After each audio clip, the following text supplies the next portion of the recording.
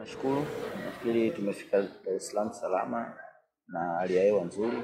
Jana nafikiri tulienda kujinyoosha kidogo jioni. Kwa hiyo kesho ndio mchezo wenyewe na Simba. Tunajua ni mchezo wa aina gani tunakuja kucheza. Ligi sasa hivi inaendelea mwishoni. Kwa hiyo pointi sasa hivi ni muhimu sana. Kwa Simba pointi muhimu kwa sababu wakipata bado yuko kwa nafasi ya kugombea ubingwa, na sisi pointi tukizipata ni muhimu kwa sababu bado tunafukuzia juu. Kwa hiyo nafikiri maandalizi tulishafanya Dodoma na sasa hivi tuko tayari tu, tumekuja Dar es Salaam tayari kwa ajili ya mchezo. Unajua mwalimu unavyoandaa timu unategemea ikalete ushindani. Sasa kazi inafanywa na binadamu. Kwa hiyo nafikiri mchezo wa kwanza wao waliona ulikuwa mgumu na ulikuwa mzuri. Kwa hiyo nafikiri hata mchezo wa kesho utakuwa na upinzani na utakuwa mgumu pia vile vile.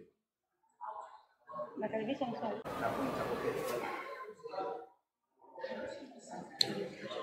Kikubwa acha hiyo mambo ya kuconcede goli. Kikubwa sisi tumejipanga, tunajua ubora wa Simba upoje. Kwa hiyo tumejipanga kwenda kucheza na Simba. Kwa hiyo na ubora wao tunauelewa vizuri tu. Swali la pili kwa mwalimu. Kesho tuko kwenye mchezo wa Simba, lakini bahati mbaya mchezo wa mpira sio kile ulichokionyesha nyuma unaweza kukionyesha leo. Sababu mchezo wa mpira wanaofanya kazi ni watu. Tofauti na nyumbani kwako unavorudi, ukitaka kuingia ndani unakuta tu switch ya umeme pale, ukigusa taa imewaka vile vile, mradi tu umeme uwepo. Kwa hiyo hata kila siku ukiwasha ni vile vile, kwa sababu ile ni mashine. Lakini kesho watu wanaenda kufanya kazi ni binadamu. Unaona kuna wachezaji wengine walikuwa hawapo. Kwa hiyo inaweza kawa saa nyingine mechi bora zaidi kuliko ya ile.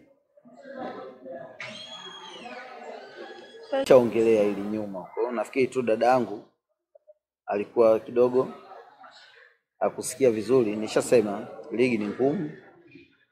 Simba wanapambania ubingwa na sisi bado tunataka tukae sehemu iliyo salama zaidi. Kwa hiyo nafikiri hicho ndio kitu ambacho kitafanya mechi ya kesho iwe ngumu. Ongea na mashabiki wa Simba kuwakaribisha kwa kiasi. Kikubwa mimi napenda tu kwanza mashabiki wa Dodoma Jiji. Nafikiri kesho tuko katika uwanja wa KMC, waje kwa wingi. Mashabiki wa Simba vile vile waje kwa wingi. Na naamini burudani itakuwa nzuri, basi tuje pale kidogo tupunguze swaumu ili baada ya hapo mtu unaenda kufuturu vizuri. Hicho ndio kikubwa.